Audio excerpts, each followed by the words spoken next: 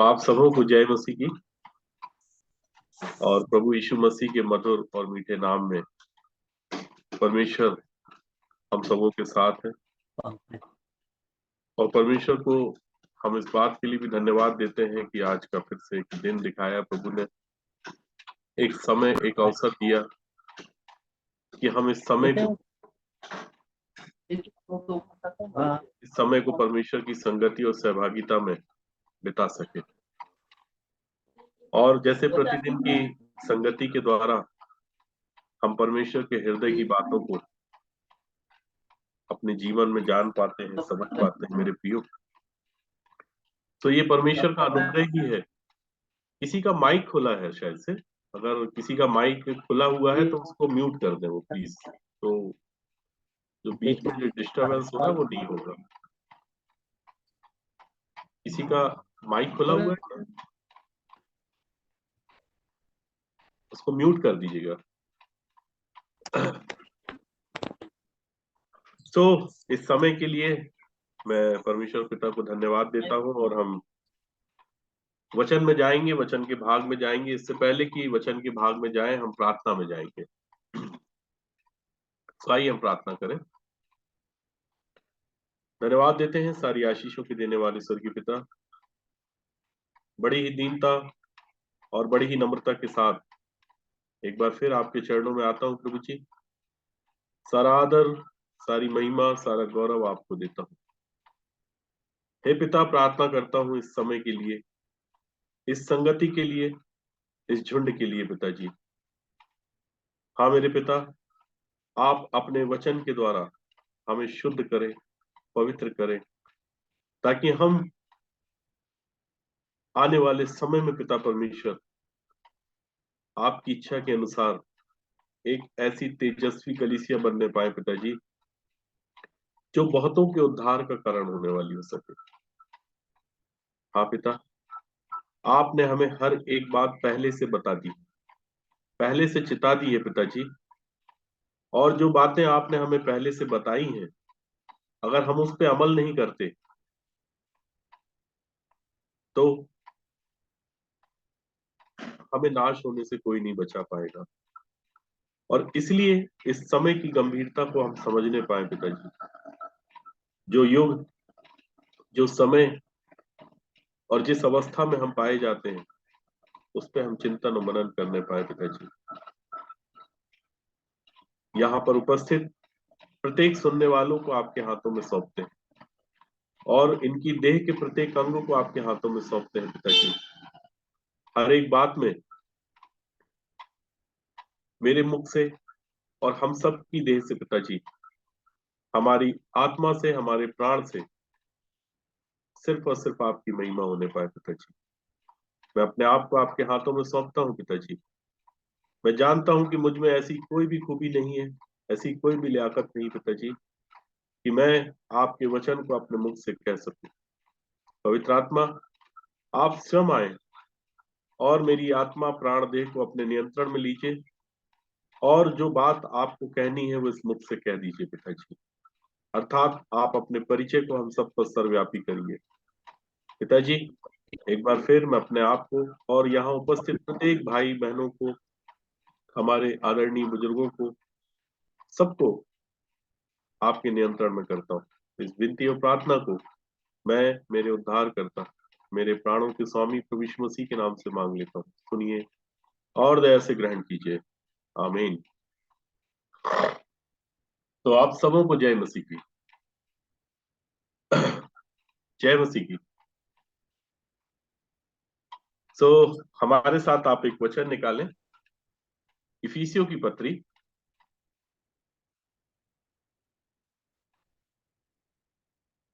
और उसका 5वां अध्याय, इसके 26 पद से।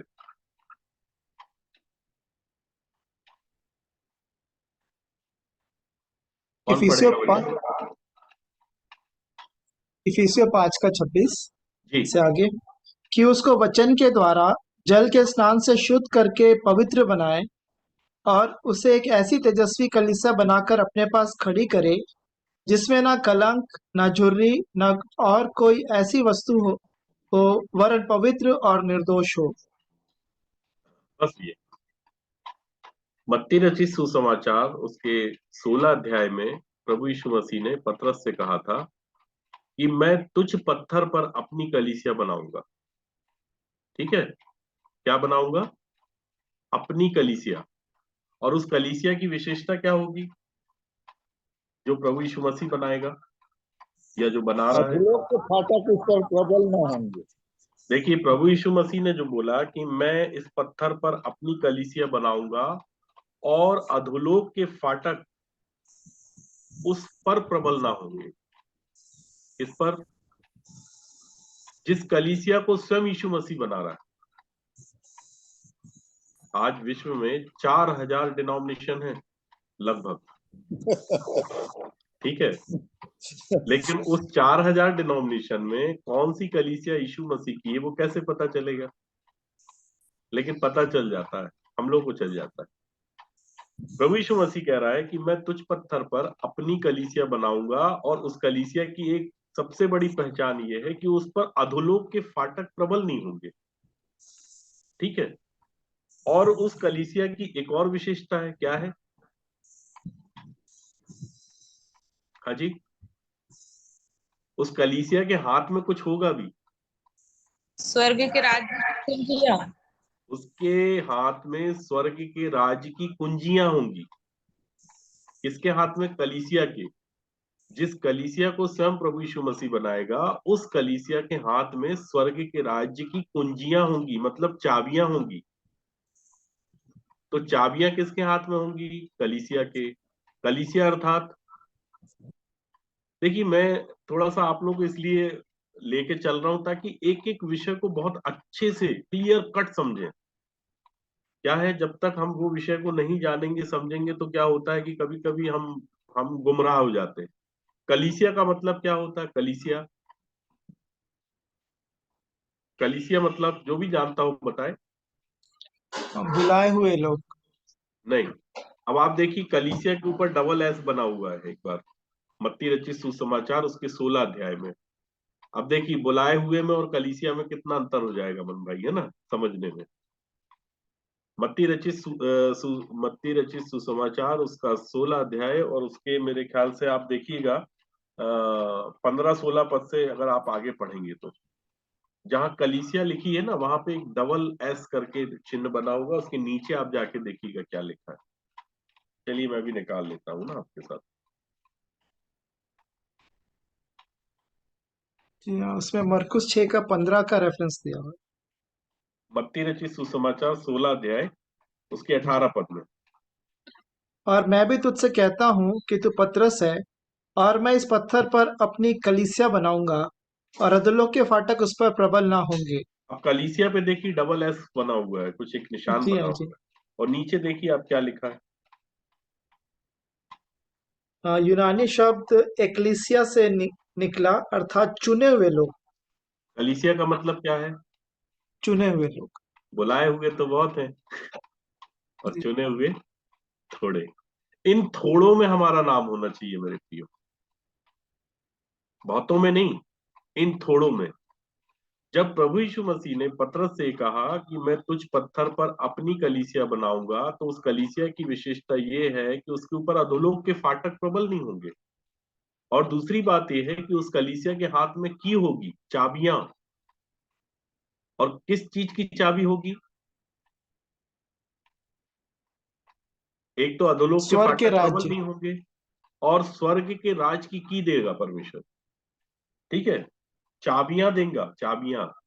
तो जब चाबियां देगा तो सीधी सी बात है, चाबियां तो बहुवचन है ना, तो मतलब ताले भी बहुत होंगे। भाई जब ताले होंगे तब तो चाबियां होंगी। और आप सोचिए कि चाबियां किसको देने वाला है? वो कलीसिया को। मतलब कलीसिया के ऊपर अधोलोक के फाटक प्रबल नहीं होंगे, स्वर्ग की राज की चाबियां उसको मिल जाएंगी। और वो कहता है कि जो कुछ तू पृथ्वी पर बांधेगा वो कहाँ बंधेगा? अब भाई चाबी कलीसिया को मिलेगी तो कलीसिया कहाँ पे है? पृथ्वी पर। तो ताले कहाँ पे हैं? स्वर्ग में। तो यहां से ताला खुलेगा। समझ रहा है मेरे प्रियो? ताला खोलने की ताकत कलीसिया के पास है, यहां से वो ताला खोल देगी हाथ बढ़ा के, और लॉक खुलेगा तभी तो अंदर जाएगा एक व्यक्ति। ठीक है, और हम लोग को इसी मेल मिलाप की सेवा दी गई है। और परमेश्वर का वचन कहता है कि परमेश्वर के लोग जो हैं वो राजदूत हैं। परमेश्वर मानो हमारे द्वारा विनती कर रहा है कि परमेश्वर के साथ मेल मिलाप कर लो। देखिए, सेवा भी अलग अलग है। मेल मिलाप की सेवा बहुत अद्भुत सेवा है। अगर मेल मिलाप की सेवा के बारे में अगर हम जानेंगे समझेंगे तो ये बहुत बड़ा विषय है। सबको मेल मिलाप की सेवा नहीं दी जाती, सबको मेल मिलाप की सेवा नहीं दी जाती। मेल कराने का मतलब कॉम्प्रोमाइज कराना नहीं है। मुझे बहुत पहले की बात याद है, आज से करीब करीब 8-10 साल पहले। तो एक जन मुझसे मिले तो वो बोलते हैं कि ब्रदर ये व्यक्ति बहुत पवित्र व्यक्ति है। तो मैंने पूछा कैसे? तो उन्होंने बताया कि ये कॉम्प्रोमाइज कराते हैं। तो मैं बोला कॉम्प्रोमाइज कराते हैं तो पवित्र सृजन हुए, मतलब नहीं समझा मैं बात को। बोले भैया ये हमेशा लोगों से मेल मिलाप करा देते हैं, लोगों से। तो उनका ये सोचना है कि जो लोगों से मेल मिलाप करा रहे हैं ये परमेश्वर के क्या है, पवित्र जन है। उनका ऐसा सोचना था। देखिए, बाइबल कुछ और कह रही है, मनुष्य कुछ और समझ रहा है। यही है अन्य भाषा, अदर टंग। ये पूरी बाइबल जो आज प्रत्येक के हाथ में है ये स्वर्ग की लैंग्वेज है। परमेश्वर स्वर्ग में विराजमान है, परमेश्वर आत्मा है, और आत्मा ने इस बात को लिखवाया है। शरीर इस बात को नहीं समझ पा रहा है। हाँ, शरीर की भाषा कुछ भाषा से मेल करती है ना। लेकिन आपको मैं आने वाले समय में भी इन एक एक शब्दों के अर्थ जब बताऊंगा तो हम लोग किस तरीके से सोच रहे हैं और परमेश्वर किस तरीके से उसको एक्सप्लेन कर रहा है, उसमें अंतर है। तो कलीसिया की स्थापना उस समय पर प्रभु यीशु मसीह ने किया और कहता मैं तुझ पत्थर पर अपनी कलीसिया बनाऊंगा। लेकिन कलीसिया से अब ऊपर एक स्टेप की बात होती है। अब परमेश्वर बोलता है कलीसिया नहीं बना रहा हूं मैं। अब मैं कैसी कलीसिया बना रहा हूं? पौलुस कहता है तेजस्वी कलीसिया। तेज चाहिए उसको उस कलीसिया में। उस समय कलीसिया की स्थापना करने के समय प्रभु यीशु मसीह बोल रहा था कि तुम जगत की ज्योति हो। अभी ज्योति बने नहीं थे ना ये सब, अभी ज्योति बने नहीं थे। तो बात कलीसिया की हो रही थी, लेकिन अब बात हो रही है तेजस्वी कलीसिया। तो तेजस्वी कलीसिया कैसी होती है? चलिए पढ़िए आगे, इफिसियों की पत्री जो हम पढ़ रहे थे 26 पद से।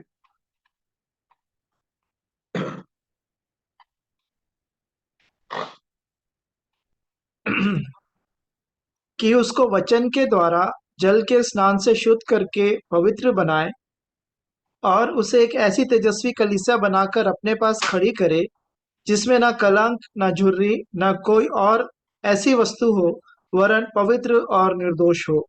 ये है तेजस्वी कलीसिया की क्वालिटी। अब तेजस्वी से आप लोगों को कुछ याद आ रहा है बाइबल में? इसके पहले भी तेजस्वी के विषय में पौलुस ने और भी कुछ कहा था। किसको याद आ रहा है बताइए? तेजस्वी जिसको भी याद आए वो जल्दी से बताए, नहीं तो हम वचन में लेके जाएंगे, उसको उसके भाग में लेके जाएंगे। यीशु के तेजस्वी रूप में हम अंश अंश करके बदलते जाते हैं। यस, आइए जल्दी से कुरिन्थियों की कलीसिया की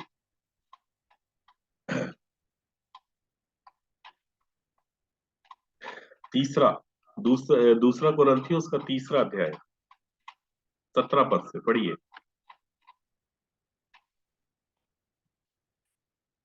प्रभु तो आत्मा है और जहाँ कहीं प्रभु का आत्मा है वहाँ स्वतंत्रता है। परंतु जब हम सबके उघाड़े चेहरे से प्रभु का प्रताप इस प्रकार प्रकट होता है जिस प्रकार दर्पण में, तो प्रभु के द्वारा जो आत्मा है हम उसी तेजस्वी रूप में अंश अंश करके बदलते जाते हैं। समझ में आ रहा है परमेश्वर का वचन कितना गहराई तक हमको लेके चलता है? परमेश्वर का वचन कह रहा है कि जब हम सबके उघाड़े चेहरे से प्रभु का प्रताप इस प्रकार प्रकट होता है जिस प्रकार दर्पण में, तो प्रभु के द्वारा जो आत्मा है। अब देखिए आप इसको समझिएगा कि प्रभु के द्वारा जो आत्मा है हम उसी तेजस्वी रूप में, मतलब आत्मा जो है प्रभु के पास, जो प्रभु के द्वारा जो आत्मा है, हम उस आत्मा के उसी तेजस्वी रूप में अंश अंश करके बदलते जाते हैं। ठीक है, किस रूप में बदलते हैं? किस रूप में बदलते हैं? तेजस्वी रूप तेजस्वी। में। तेजस्वी। ठीक है, अब ये तेजस्वी रूप में बदलते कैसे हैं इसको भी समझेंगे, है ना। चलिए हमारे साथ आप एक वचन और निकालें।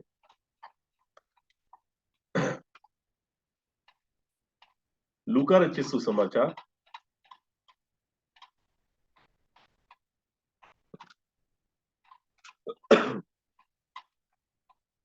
उसका 9वां अध्याय,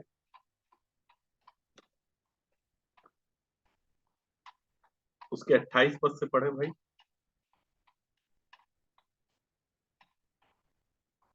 लूका 9 का 28। इन बातों के कोई 8 दिन बाद वह पतरस, यूहन्ना और याकूब को साथ लेकर प्रार्थना करने के लिए पहाड़ पर गया। जब वह प्रार्थना कर ही रहा था तो उसके चेहरे का रूप बदल गया और बस उसका यहाँ पे देखिए कि प्रभु यीशु मसीह अपने 3 चेलों को लेके जाता है।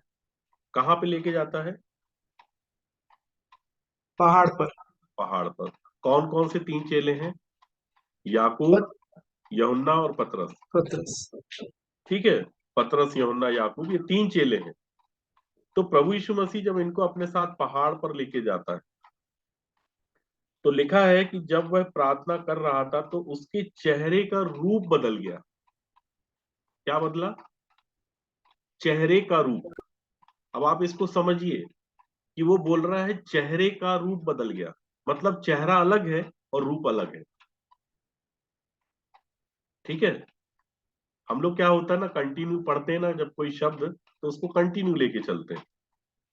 परमेश्वर का वचन बता रहा है कि जब वो पहाड़ पे प्रार्थना करने के लिए गया तो उसके चेहरे का रूप बदल गया। ठीक है, ये है फॉर्मेशन, बदलना। तो चेहरे का जब रूप बदला तो क्या हुआ? आगे पढ़िए। और उसका वस्त्र श्वेत होकर चमकने लगा। अब क्या हुआ? जैसे ही चेहरे का जब रूप बदला तो उसका वस्त्र क्या हो गया? श्वेत चमकने होकर लगा। चमकने लगा। ठीक है, यहां पे आप ये देखिए कि परमेश्वर का पुत्र प्रभु यीशु मसीह जब इस पृथ्वी पर आया तब उसने चेलों को अपना रूपांतरण, जो उसका रूप था, एक्चुअल जो रूप था, वो दिखा दिया। एक वचन निकाले हमारे साथ, फिलिपियों की पत्री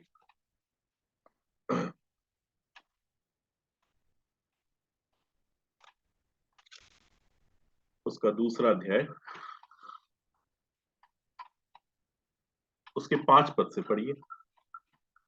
जैसा मसीह यीशु का स्वभाव था वैसा ही तुम्हारा भी स्वभाव हो, जिसने परमेश्वर के स्वरूप में होकर भी परमेश्वर के तुल्य होने को अपने वश में रखने की वस्तु ना समझा, वरन अपने आप को ऐसा शून्य कर दिया और दास का स्वरूप धारण किया और मनुष्य की समानता में हो गया और मनुष्य के रूप में प्रकट होकर अपने आप को दीन किया और यहाँ तक आज्ञाकारी रहा कि मृत्यु, हाँ क्रूस की मृत्यु भी सह ली।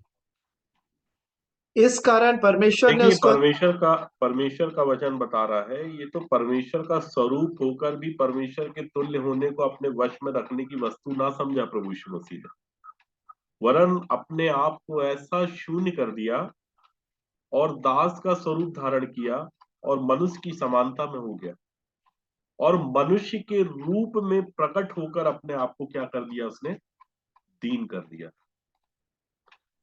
मतलब परमेश्वर को प्रकट होने के लिए एक बॉडी की जरूरत थी।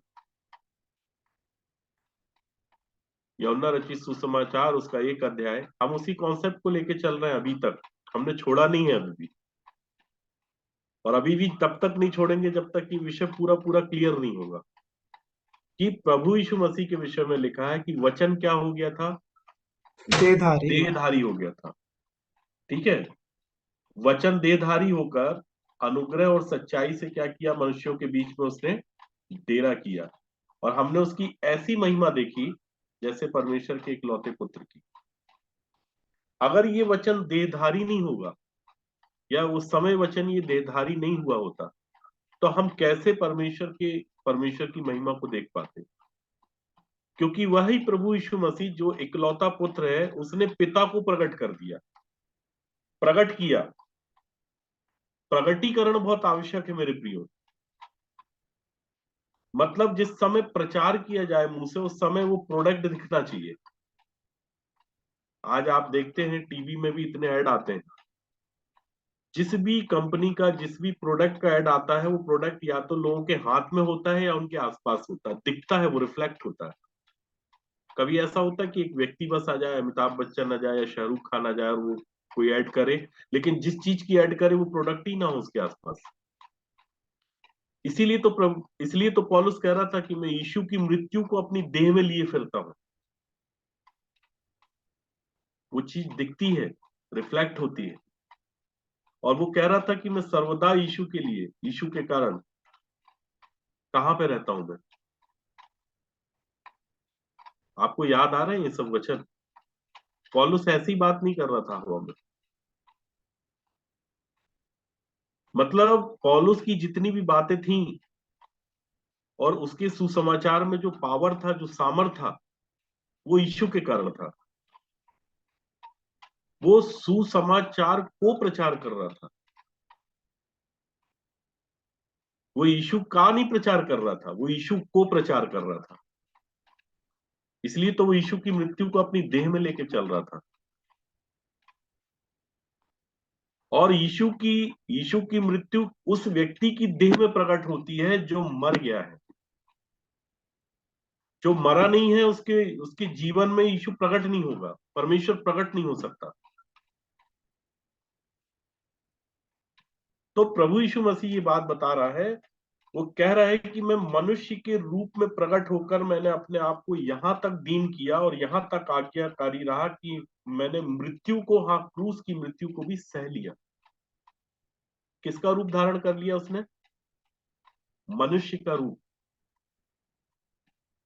किसका रूप धारण किया उसने? मनुष्य का रूप। और यही बात प्रभु यीशु मसीह वहां पहाड़ पे लेके गया था चेलों को दिखाने के लिए कि आज मेरा दर्शन कर लो इस रूप का। वो तो तुम्हारे लिए मैंने तुम्हारा रूप धरा है, लेकिन वास्तविकता ये नहीं है जो तुम देख रहे हो। इसलिए उसके चेहरे का क्या हो गया? रूप बदल गया। और यही चेहरे का रूप वो हमारा भी बदलना चाहता है मेरे प्रियो। इसको बोलते हैं तेजस्वी कलीसिया।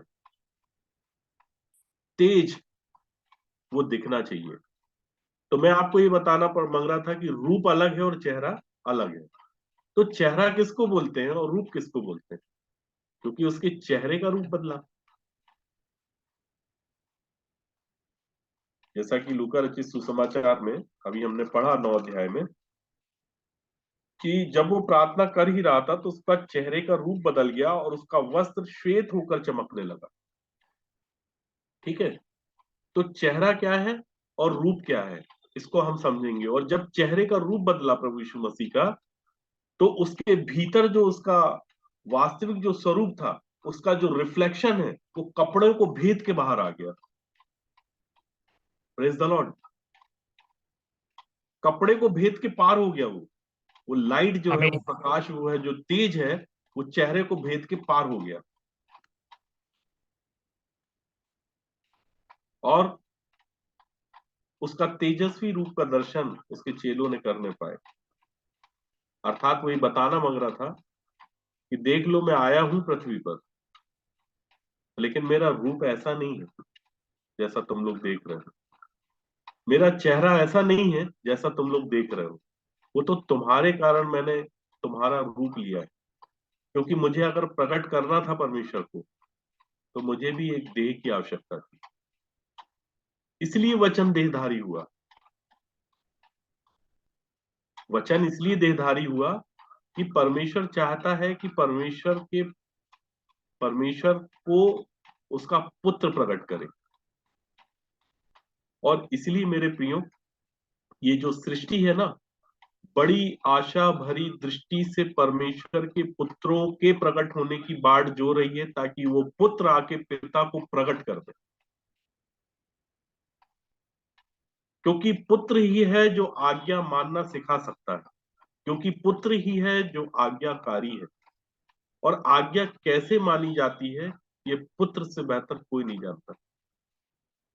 आज्ञा मानने की क्या विधि है, पुत्र से बेहतर कोई नहीं जानता। आज्ञा मानने की रीति क्या है, पुत्र से बेहतर कोई नहीं जानता। और जब तक हम आज्ञाकारिता की विधि को, उसकी रीति को, उसके नियम को नहीं समझ लेंगे, हम आज्ञा को नहीं मान पाएंगे। और परमेश्वर के स्वरूप को, परमेश्वर के रूप को, परमेश्वर के चेहरे को प्रभु यीशु मसीह ने प्रकट करके जब दिखाया, अपना जब उसका रूपांतरण हुआ, तो लोगों ने उसकी महिमा को देखा। कौन कौन ने देखा? सिर्फ 3 लोगों ने, पतरस ने, याकूब ने और यूहन्ना ने। और वो शाइनिंग, वो लाइटिंग जब उन्होंने देखा, तब उनको समझ में आया कि अरे परमेश्वर का पुत्र प्रभु यीशु मसीह तो ये है। अभी तक हम क्या समझ रहे थे? एक साधारण सा मनुष्य समझ रहे थे उसको। अच्छा, इसी के लूका रचित सुसमाचार के 9 अध्याय 28 पद से जरा पूरा पढ़िए, फिर हम इसके और आगे जाएंगे। इन बातों के कोई 8 दिन बाद वह पतरस, यूहन्ना और याकूब को साथ लेकर प्रार्थना प्रार्थना करने के लिए पहाड़ पर गया। जब वह प्रार्थना कर ही रहा था तो उसके चेहरे का रूप बदल गया और उसका वस्त्र श्वेत होकर चमकने लगा। और देखो, मूसा और एलिया, ये 2 पुरुष उसके साथ बातें कर रहे थे। ये महिमा सहित दिखाई दिए और उसके मरने की चर्चा कर रहे थे, जो यरूशलेम में होने वाला था। आगे। पतरस और उसके साथी नींद से भरे थे, और जब अच्छी तरह सचेत हुए तो उसकी महिमा और उन 2 पुरुषों को जो उसके साथ खड़े थे देखा। अब देखिए, यहाँ पे अगर हम ये पहाड़ पे दर्शन की बात करते हैं, प्रभु यीशु मसीह के रूपांतरण की बात करते हैं, तो जिस समय यीशु का रूप बदला, उस समय याकूब, पतरस, यूहन्ना और याकूब, ये तीनों उसके साथ थे। और ये तीनों क्या कर रहे थे? नींद से भरे थे, सो रहे थे। भाई, ये लोग तो सो रहे थे। ये जो लिखा है ना 32 पद में, कि पतरस और उसके साथ ही नींद से भरे थे, और जब अच्छी तरह सचेत हुए तो उसकी महिमा और उसके और उन 2 पुरुषों को जो उसके साथ खड़े थे देखा। तो पहली बात तो यह है कि ये लोग तीनों भी सो रहे थे। पहले तो वो सो रहे थे, फिर बाद में ये लोग नींद से भरे थे, फिर बाद में सचेत हुए। तो ये तीनों जब सो रहे थे तो इनको उठाया किसने? सवाल ये उठता है। भाई, कोई तो आया नहीं इनके पास उठाने के लिए, तो ये उठे कैसे, सचेत कैसे हुए? तेज को देखकर। यस। आपने देखा होगा अक्सर कि अक्सर क्या, अब तो वो चीजें हो नहीं पाती। पुराने समय में लोग गर्मियों के समय में बाहर सोया करते थे। तो कोई कितना भी बड़ा सोने वाला व्यक्ति क्यों ना हो, लेकिन अगर उसको बाहर सुला दिया जाए, तो वो सुबह के समय जैसे ही सूर्य निकलता है ना, तो उसकी रोशनी के कारण वो ज्यादा देर सो नहीं पाता बाहर। और थोड़ी देर बाद वो सुबह सुबह, मतलब आप, सूर्य निकल जाता है 5 बजे, 6 बजे, 6:30 बजे, मतलब अलग अलग मौसम के हिसाब से सूर्य की निकलने की अवस्था अलग अलग होती है।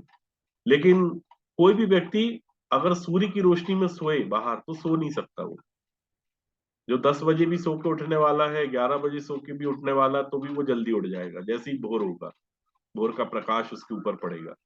ठीक उसी तरीके से जब यीशु का रूपांतरण हुआ, तो जो ये तीनों चेले थे, अर्थात पतरस, याकूब और यूहन्ना, उस प्रकाश को ये लोग बर्दाश्त नहीं कर पाए, और इसी प्रकाश ने उनको उठा दिया।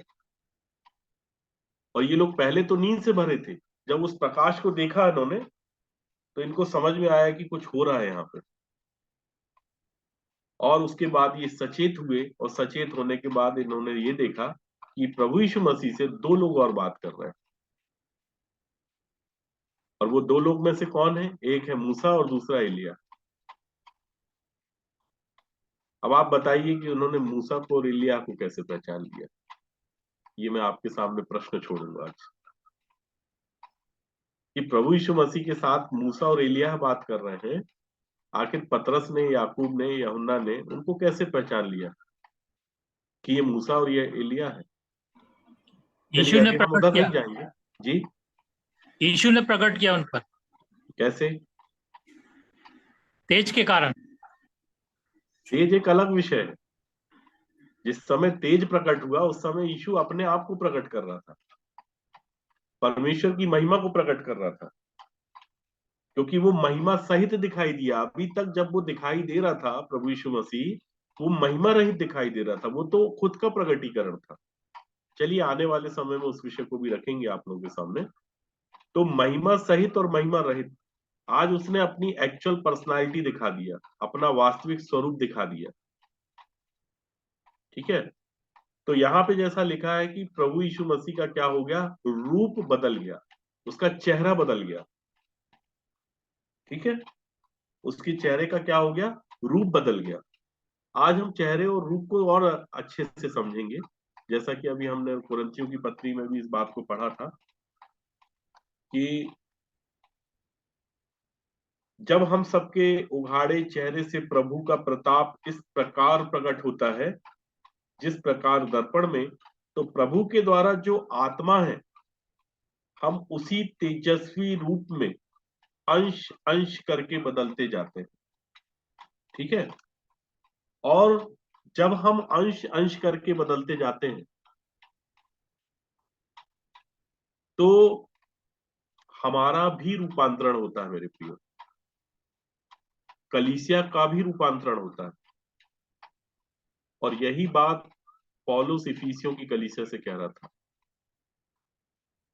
कि तुमको परमेश्वर तेजस्वी कलीसिया बनाना चाहता है, तेजस्वी, तेज से भरना चाहता अपने।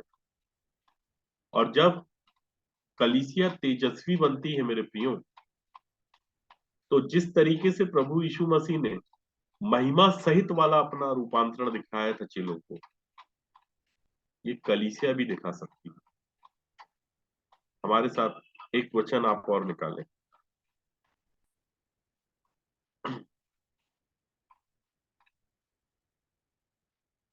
तीमुथियुस की पत्री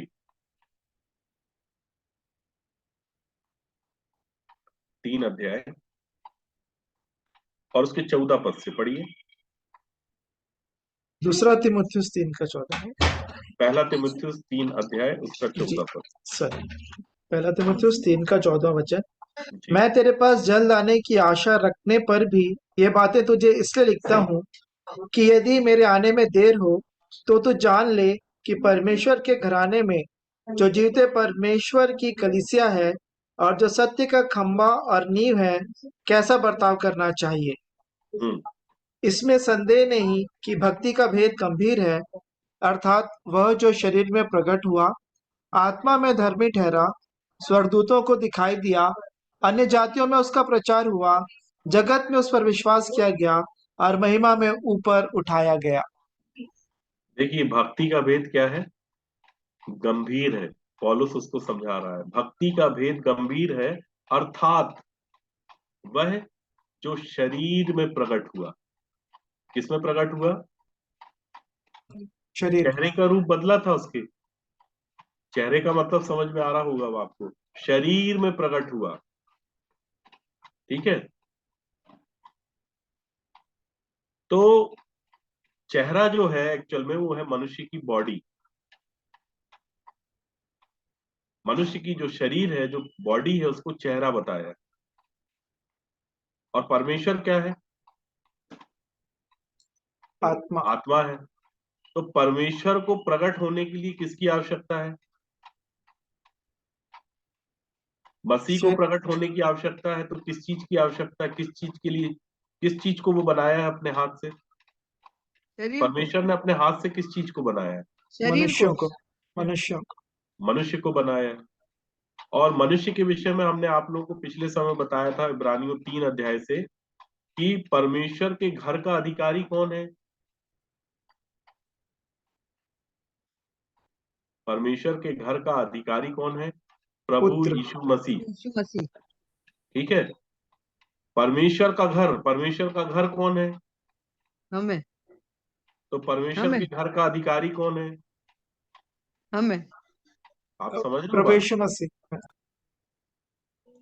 अगर आप इब्रानियों की पत्री को पढ़ेंगे, उसके 3 अध्याय को मैंने आप लोगों के सामने पढ़ाया है, लेकिन फिर भी रिवीजन बार बार कराऊंगा। मुझे मालूम है कि वो चीजें भूल जाते हैं हम लोग। पढ़िए भैया, अमन भाई उसको फिर से पढ़िए। हम उसी सब्जेक्ट को लेके जा रहे हैं जिसको डेविड अंकल ने जब फर्स्ट टाइम पढ़ा था ना, आपको याद होगा।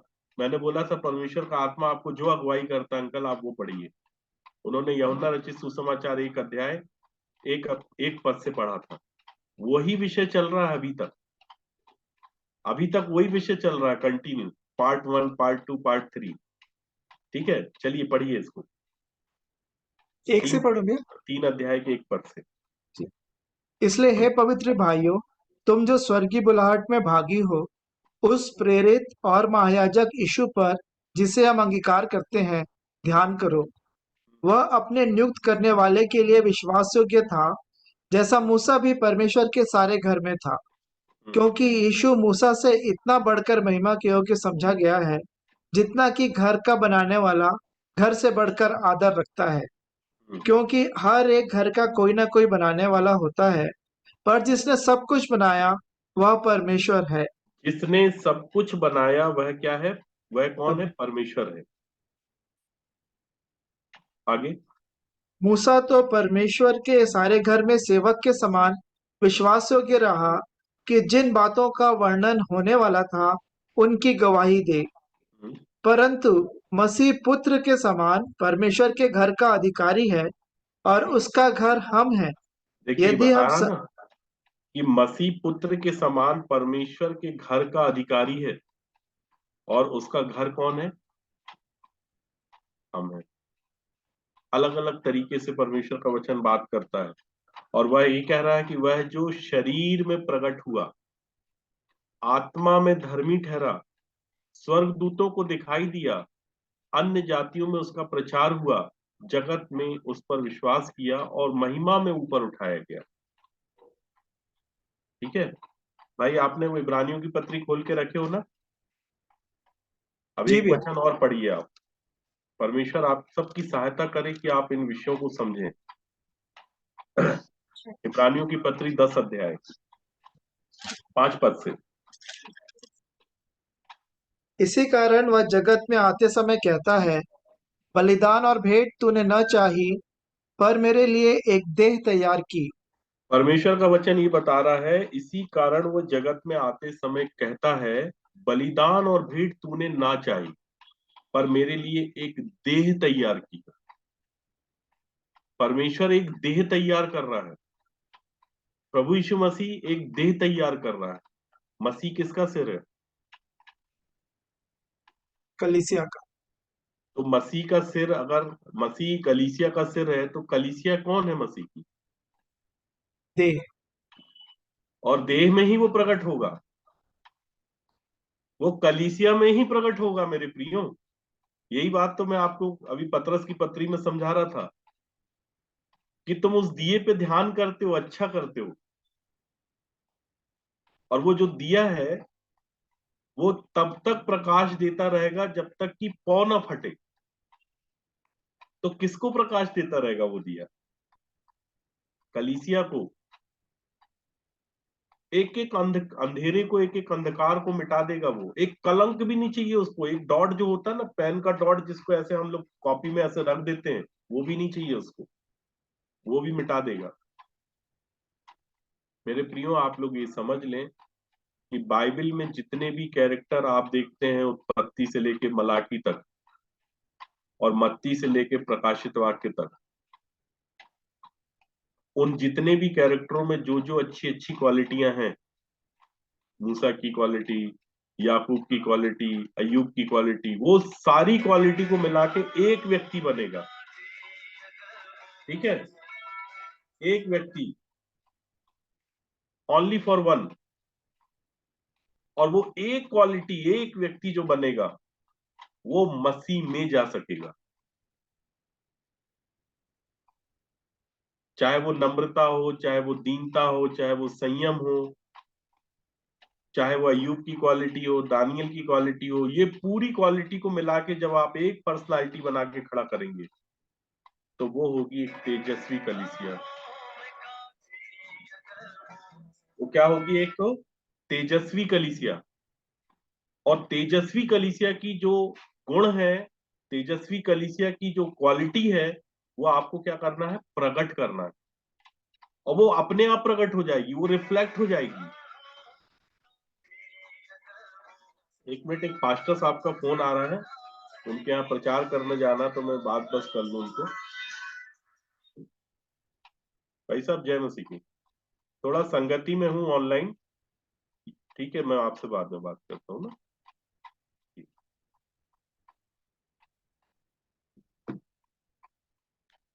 तो परमेश्वर का वचन ये बताता है मेरे प्रियो कि वो कलीसिया जो उस दिए पे ध्यान रखती है, परमेश्वर के पुत्र पे ध्यान रख रही है, उस कलीसिया को जब तक वो प्रकाश देता रहेगा, जब तक कि पौ ना फट जाए।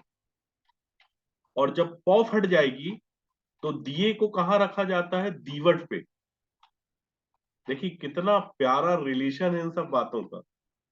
जब हमको ये बात समझ में आती है ना, बहुत आनंदित होते हैं हम इन बातों को समझने के बाद। तो दिया कहाँ रखा जाता है? दीवट पे। और दीवट का मतलब क्या है? कलीसिया। कलीसिया।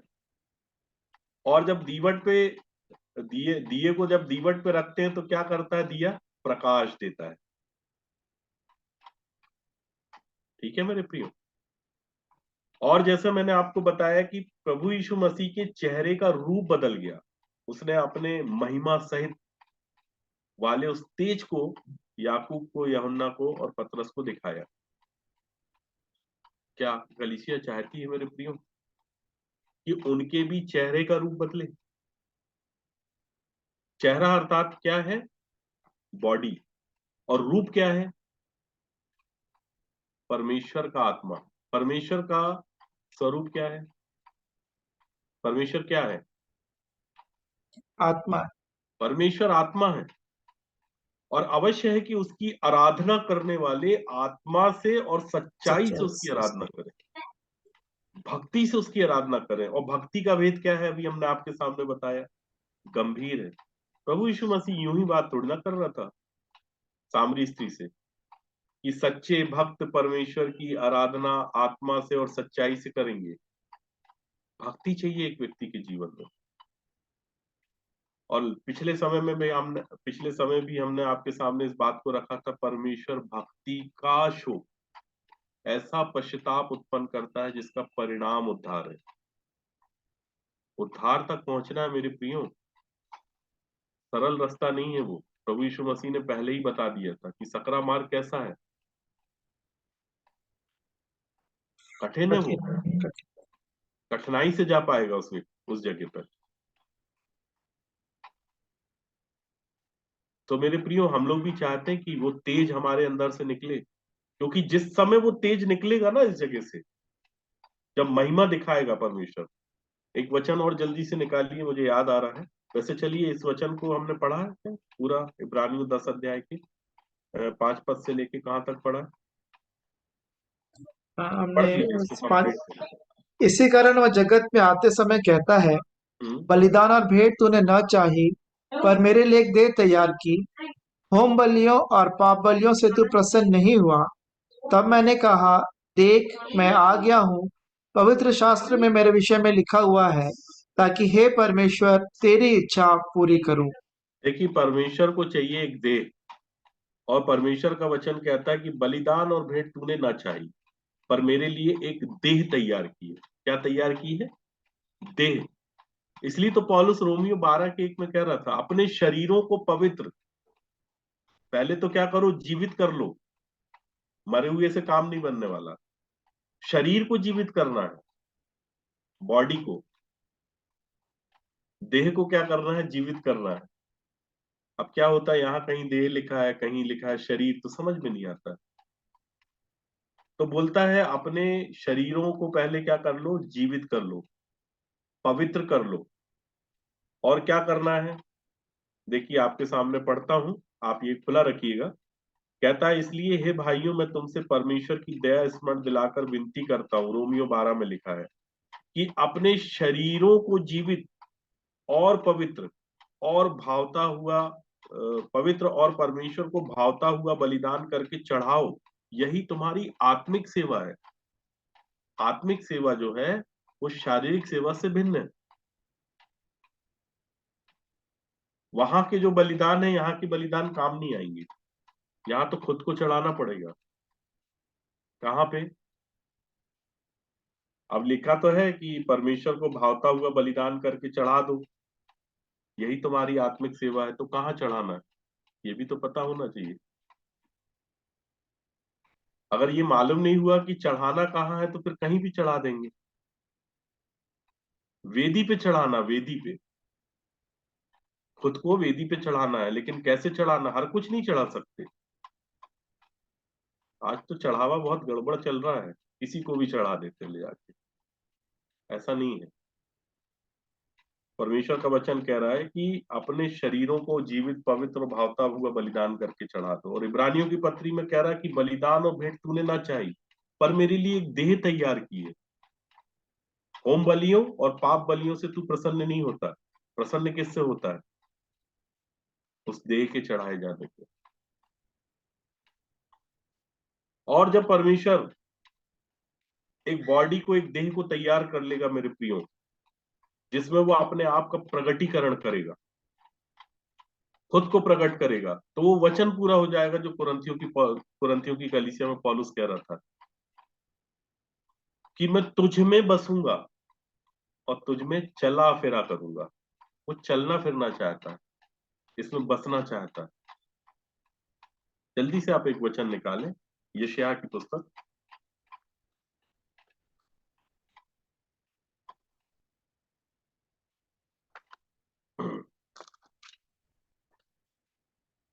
यशायाह उसका 48 अध्याय है, 48, 11 जी पद जी। को पढ़िए। अपने निमित्त, हाँ अपने ही निमित्त मैंने यह किया है, मेरा नाम क्यों अपवित्र ठहरे? अपनी महिमा मैं दूसरों को नहीं दूंगा। प्रभु परमेश्वर बता रहा अपने वचन के द्वारा कि मैं अपनी महिमा दूसरे को नहीं देता या दूसरों को नहीं दूंगा। किसको नहीं दूंगा? दूसरों को नहीं दूंगा। तो किसको देगा फिर वो? भाई वो अपनी महिमा दूसरों को नहीं देगा, लेकिन देगा किसको फिर? सवाल ये उठता है ना। अपनों को। अपनों को देगा। पुत्र को भी किसको दिया उसने? अपनों को दिया। अप, तू पुत्र जनेगी, उसका नाम यीशु रखना, वह अपने लोगों का। यहां से, यहीं से शुरुआत होती है। ठीक है, यही है अपना पराया, यही है अपना और दूसरा। मैं दूसरे को क्यों दूं बोलता है। यहां परमेश्वर का वचन कहता है यशायाह 48 अध्याय 11 पद में कि मैं अपनी महिमा दूसरों को नहीं दूंगा। और जल्दी से हमारे साथ एक वचन निकालें, पहला कुरिन्थियों दूसरा अध्याय,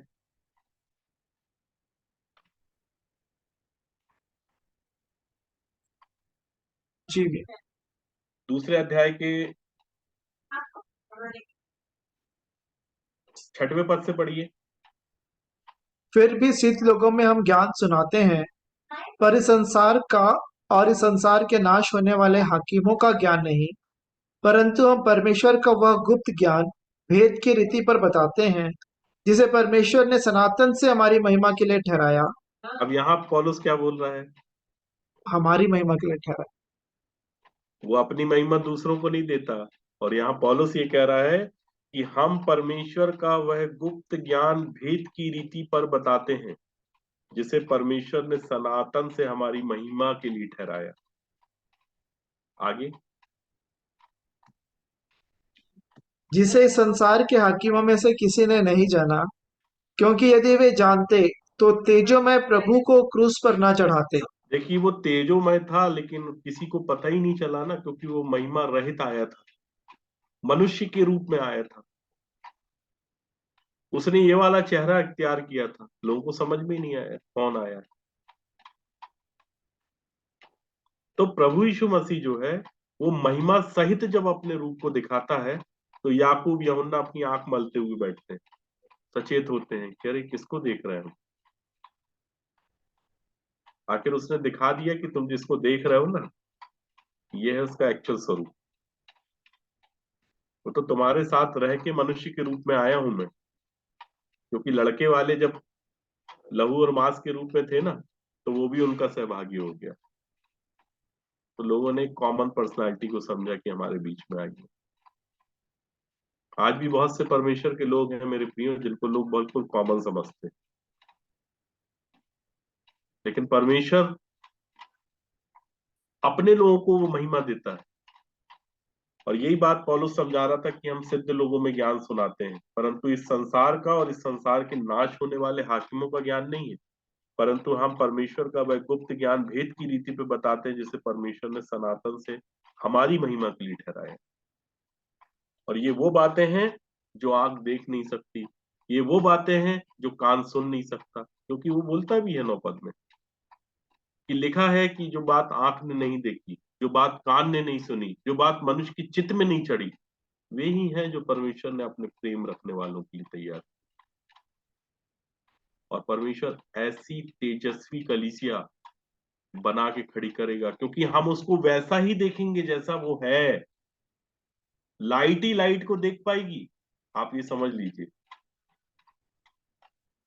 प्रकाश ही प्रकाश को देख पाएगा। नहीं तो आप खुद देखते हैं कि सूर्य को क्या हम देख सकते हैं रंगी हाथों से। इसलिए तो प्रभु बोल रहा था, परमेश्वर बोल रहा था मूसा से कि तू मेरे मुख का दर्शन करके जीवित नहीं रह सकता। करना है मेरे प्रिय उसके मुख का दर्शन, तो जैसा वो है वैसे ही देखना पड़ेगा। मतलब वो लाइट है तो आपको भी लाइट बनना पड़ेगा, ज्योति बनना पड़ेगा, क्योंकि ज्योति के साथ ही ज्योति रह सकती है और अंधकार के साथ अंधकार। क्योंकि जब पौलुस कुरिन्थियों की कलीसिया को पत्र लिख रहा था, तो आप देखिए, जल्दी से हमारे साथ निकालिए, फिर हम आपको एक इंपॉर्टेंट विषय की तरफ लेके जाएंगे। कुरिन्थियों की पत्री, दूसरा कुरिन्थियों की पत्री है ना, 6वां अध्याय।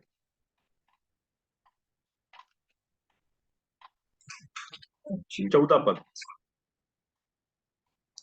अविश्वासियों के साथ असमान जुए में न जूतो, क्योंकि धार्मिकता और अधर्म का क्या मेलजोल। देखिए या साफ जो बताया था कि अविश्वासी के समान असमान जुए में ना जुटो, क्योंकि धार्मिकता और अधर्म का क्या मेलजोल है क्या? और ज्योति का अंधकार, ज्योति और अंधकार की क्या संगति हो सकती संगति। है? जब ज्योति और अंधकार की संगति नहीं हो सकती, तो वो आप यूहन्ना जब अपनी पत्री में बोल रहा था हम उसको वैसा ही देखेंगे जैसा वो है। आप समझ रहे हो कि बिल्कुल वैसे ही होना पड़ेगा जैसा वो है। वो ज्योति है तो हम भी ज्योति हैं, और जितनी बड़ी ज्योति वो है उतनी बड़ी ज्योति हमको बनाएगा। ये होती है भाई, और कलीसिया में जितने भी भाई और बहन विश्वासी लोग हैं, ये होती है वो आशा। इसको बोलते हैं धन्य आशा। ये है वो अटूट विश्वास जो परमेश्वर की ओर हमको लेके जाता है। और भविष्यवाणी का मतलब हमने कल आपको बताया था, 1 कुरिन्थियों 14 अध्याय में क्या बताया था। 3 क्या चीजें रहती हैं भविष्यवाणी के विषय में? कलीसिया से क्या बातें करते हैं भविष्यद्वक्ता? उन्नति और शांति। उन्नति, उपदेश और शांति की बातें करते हैं। उन्नति कैसे होगी कलीसिया की? नहीं तो कलीसिया ही रह जाएगी। तेजस्वी कलीसिया कैसे बनेगी? ये समय नहीं है मेरे प्रियो कि हम पूरे समय प्राइमरी क्लास में बैठे रहें। ठीक है, पहली से लेके 5वीं तक की जो है वो प्राइमरी शिक्षा है, ऊपर जाना है हमको। अगर हम प्राइमरी में है, नर्सरी में है तो ऊपर जाए, प्राइमरी में है तो उससे ऊपर जाए। Primary, high school, middle school, college, PhD करना, पीएचडी बलवंत बनना है। पहले है शुद्धता, दूसरा स्टेप है पवित्रता, तीसरा स्टेप है सिद्धता। इस विषय को भी आपके सामने आने वाले समय में रखेंगे। तीसरा स्टेप है सिद्धता, चौथा स्टेप है स्थिरता। जब आप स्थिर हो जाएंगे ना, तो फिर लड़खड़ाने की गुंजाइश खत्म हो जाएगी। स्थिरता तक की अवस्था में अब्राहम को पहुंचने में भी समय लगा था। पहले वो विश्वासियों का पिता जो है ना, वो कितना बड़ा विश्वासी था, इस विषय को आप बाइबल पढ़ के समझना। कभी विषय आएगा, उस वचन को रखने का समय आएगा, तब मैं बताऊंगा कि परमेश्वर ने उसके लिए कब शपथ खाई थी। उसके पहले नहीं खाई थी शपथ, पहले तो उसने कहा था और अब्राहम ने सुना था, इससे ज्यादा कुछ नहीं हुआ था। और विश्वास किससे होता है, समझ रहे हैं आप? विश्वास की जो शुरुआत होती है सुनने से होती है, लेकिन ऐसा मत समझ जाना कि बिल्कुल विश्वास में परिपक्व हो जाएगा एक व्यक्ति। सिद्धता बहुत अलग विषय है, स्थिरता अलग विषय है। और स्थिरता के बाद एक व्यक्ति बलवंत हो जाता है, बलवान हो जाता है। बलवान लोग स्वर्ग के राज को छीन लेते हैं। छीनना पड़ेगा मेरे प्रियो, आप नहीं छीनोगे, कोई और खड़ा है छीनने के लिए। ढीले ढाले लोग नहीं चाहिए। छीना छीना छपटी करने वाले बड़े मजबूत लोग होते हैं, भागने दौड़ने वाले लोग होते हैं।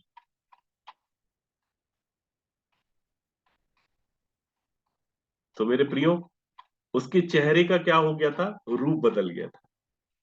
ठीक है, और रूप जब बदलता है तब हमारे जीवन में क्या होता है, कहता है कि जैसे ही उसके चेहरे का रूप बदला तो उसकी बॉडी को भेदते हुए वो प्रकाश बाहर आ गया। और जब बॉडी को छेदते हुए वो प्रकाश बाहर आया तो उसके वस्त्र क्या हो गए, श्वेत हो गए। आप लोग चाहते हैं कि आपके भी वस्त्रों का कलर जो है, रंग है, वो बदले? बदलना चाहिए कि नहीं? एक बार सब स्पीकर ऑन करके बताएं एक स्वर में कि क्या चाहते हैं कि नहीं कि हमारा भी वो रूप बदले, हमारे भी वो चेहरे का रूप बदले, हमारे भी वस्त्र श्वेत हों। जी हाँ। हाँ, बदलना चाहिए। यस, जी हाँ, बदलना चाहिए। बदलना चाहिए। नहीं तो परमेश्वर का बलिदान, यीशु मसीह का बलिदान व्यर्थ हो जाएगा।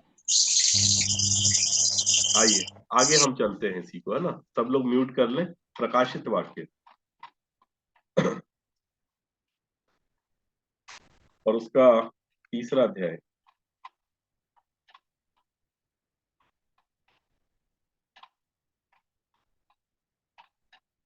उसके 5 पद को पढ़ें भाई अमन 3 का 5 में, जी। जो जय पाए उसे इसी प्रकार श्वेत वस्त्र पहनाया जाएगा, और मैं उसका नाम जीवन की पुस्तक में से किसी रीति से ना काटूंगा। और बस, उसका नाम, तो समझ में आई बात। जो जय पाएगा ना, उसी को इस तरीके से श्वेत वस्त्र पहनाया जाएगा। प्रभु यीशु मसीह पहाड़ पे याकूब, यूहन्ना और पतरस को यही लेके गया था, इसी दर्शन को बताने गया था कि मैं जय प्राप्ति की ओर आगे बढ़ रहा हूं, मैं जय पाने के लिए आगे बढ़ रहा हूं। इसलिए मेरा वस्त्र जो बदल गया, मेरे वस्त्रों का रंग श्वेत हो गया और मैं महिमा सहित दिखाई दे रहा हूं आज तुमको। इसलिए तो वो बोलता था सबसे कि चुपचाप रहना, किसी को मत बताना कि मैं मसीह हूं।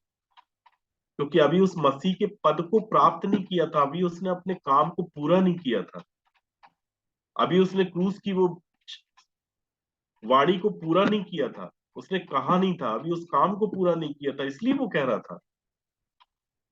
आज तो मेरे प्रियो अधूरे में लोग कहते हैं हमारा उद्धार हो गया। आज नाना प्रकार के डिनोमिनेशन, नाना प्रकार की बातें, नाना प्रकार की चीजें एक इंसान को भ्रमित कर रही, भ्रम में डाल रही।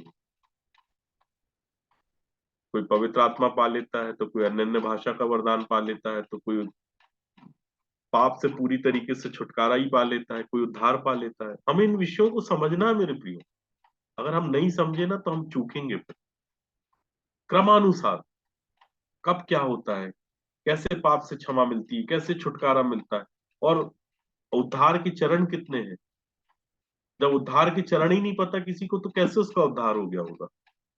कितने तरीके से एक व्यक्ति का उद्धार होता है, किन किन बातों से परमेश्वर किस किस रीति से छुड़ाता है। धर्म क्या है, धर्मी क्या है, धार्मिकता क्या है, अनुग्रह क्या है, वरदान क्या है, महिमा सहित क्या है, महिमा रहित क्या है, अनुग्रह सहित क्या है, अनुग्रह रहित क्या है, ये सब चीजें हमें पता होना चाहिए। कंप्लीट नॉलेज होना चाहिए।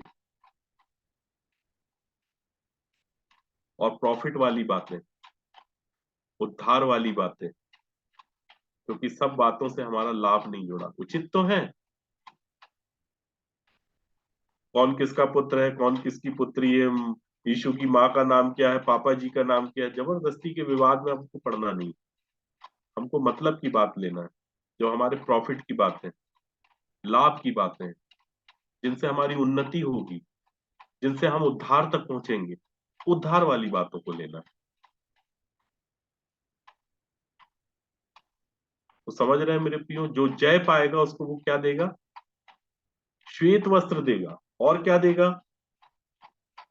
और उसका नाम जीवन की पुस्तक से किसी रीति से ना काटूंगा, हाँ, और पर उसका नाम अपने पिता और उसके स्वर्गदूतों के सामने मान लूंगा। तब स्वर्गदूत आपको आइडेंटिफाई करेंगे। स्वर्गदूत किसी को नहीं पहचानते।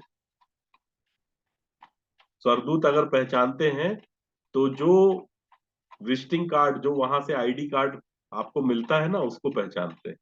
वो यीशु के लहू को पहचान लेते हैं, वहीं से, स्वर्ग से पृथ्वी की तरफ देखते हैं, जिसके भी बॉडी में यीशु का लहू चलने लग गया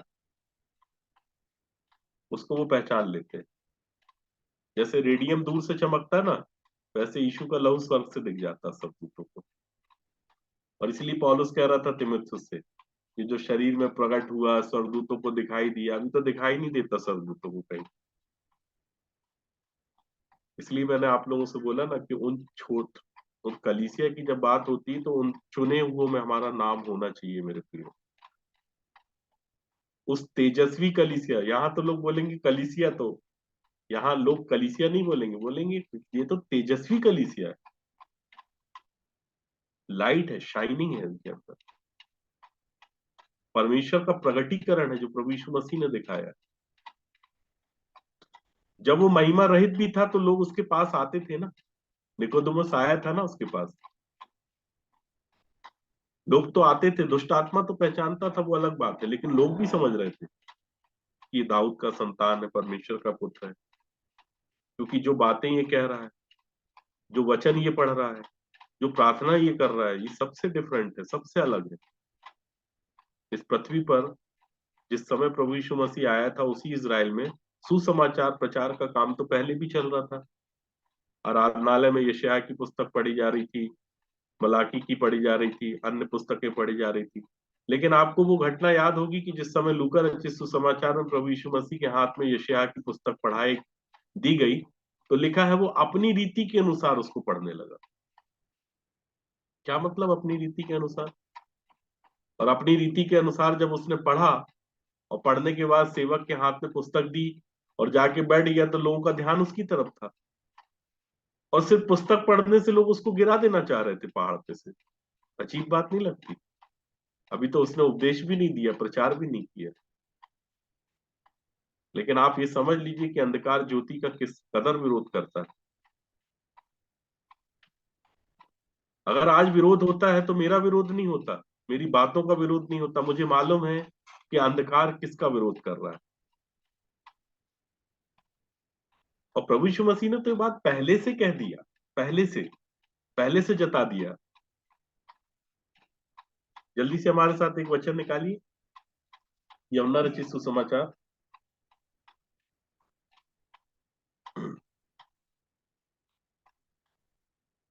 उसका 14 अध्याय 26 पद से पढ़े भाई। यूहन्ना 14 का 26। हाँ, परंतु सहायक अर्थात पवित्र आत्मा, जिसे पिता मेरे नाम से भेजेगा, वह तुम्हें सब बातें सिखाएगा और जो कुछ मैंने तुमसे कहा है वह सब तुम्हें स्मरण कराएगा। देखिए, पवित्र आत्मा के विषय में चेलों से यीशु मसीह ने बताया कि पवित्र आत्मा जब तुम्हारे पास वो भेजेगा तो वो तुम्हें सब बातें सिखाएगा। ठीक है, और वो ये भी कह रहा है कि सब बातें सिखाएगा और जो मैंने तुमसे कहा है। हम अगर बाइबल को पढ़ते हैं, जब परमेश्वर हमसे जो भी कहता है वो स्मरण कराएगा। कोई कॉपी पेन डायरी ये सब का काम नहीं रहेगा, वो करा देगा। वो याद करा देगा कि कहाँ क्या बोलना है, कब बोलना है, किस समय बोलना है। वो कहता है उसी घड़ी बताऊंगा मैं तुमको कि क्या बोलना है। ठीक है, आगे क्या बोलता फिर वो?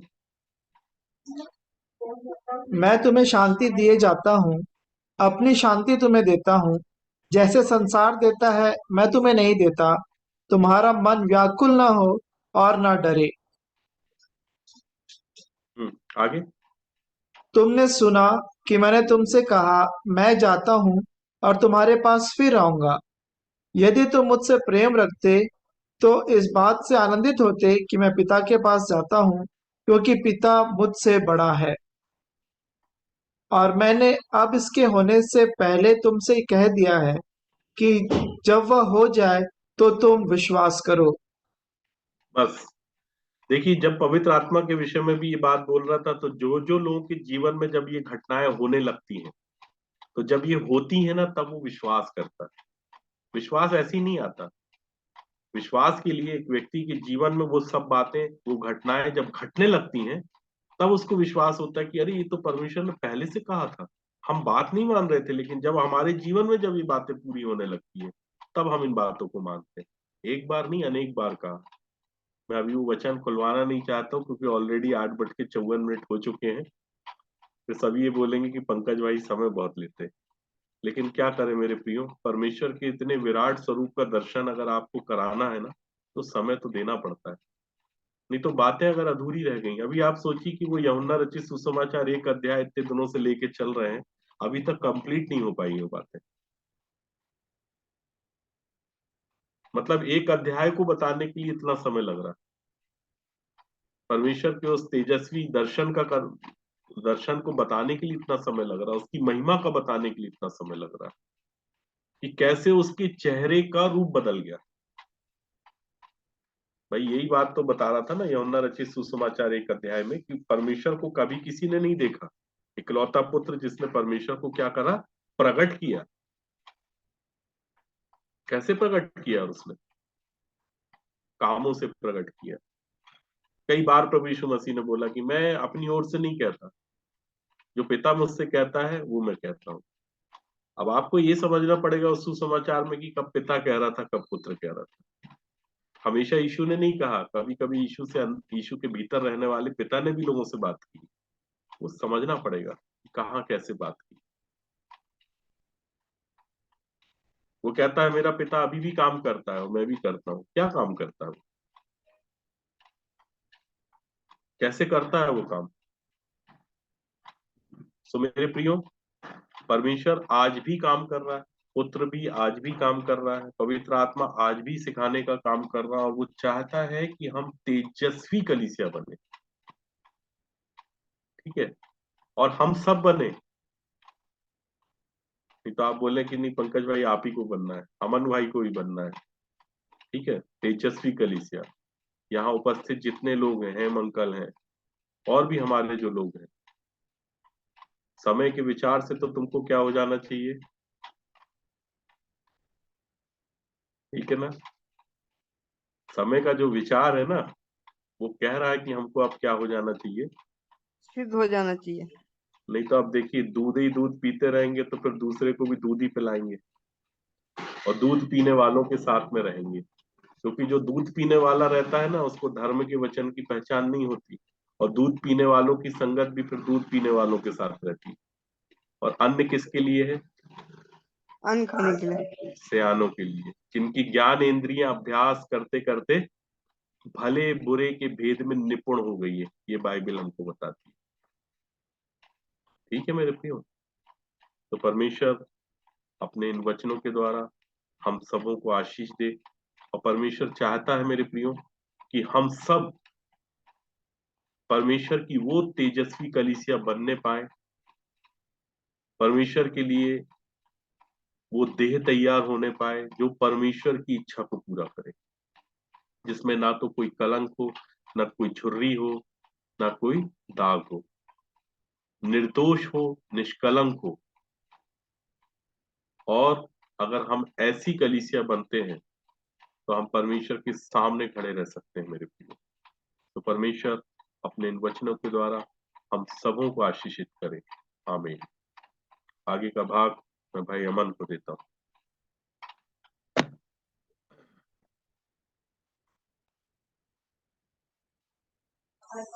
परमेश्वर पिता का धन्यवाद देते हैं उस तेजस्वी रूप में बदलते जाने के इस आह्वान के लिए, इस दिशा के लिए। परमेश्वर पिता का धन्यवाद देते हैं पंकज भैया के लिए भी, जिनके द्वारा यह वचन आया।